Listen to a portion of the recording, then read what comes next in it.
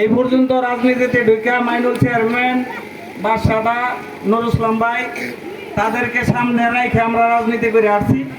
Mainul chairman সাহেব ব্যবসার খাতিরে হোক, মামলার ডরে হোক, আর অ্যাক্সিডেন্টের কারণে হোক, উনি 12-14 বছর উনি আন্ডারগ্রাউন্ডে ছিলেন। ওই অজুহাত দেখাইয়া উনি মাঠে নামেন নাই।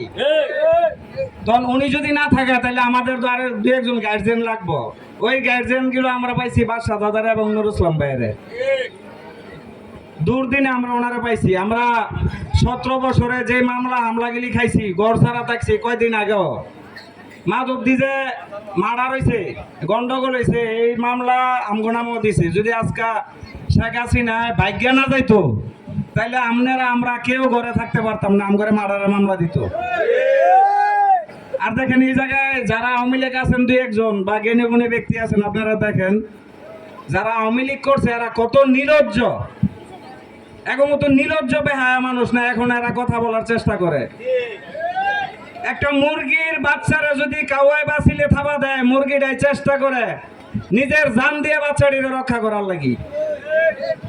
এটা সত্য না? এটা তো আমাদের প্রতি ঘরে ঘরে আছে, আমরা দেখি। শেখ হাসিনার বাচ্চা গেলি রে তৈরি করছে আর জন্ম দিছে, একটা দাও খাইয়া 10 মিনিট টিকতে পারে না, এই ভাগ্য গেছে গা।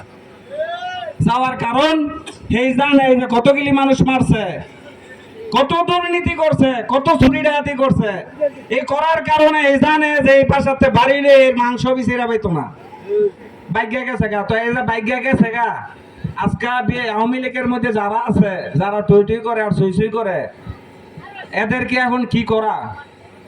অনেক কিছু করার ছিল, কিন্তু আমরা কিছু করি নাই।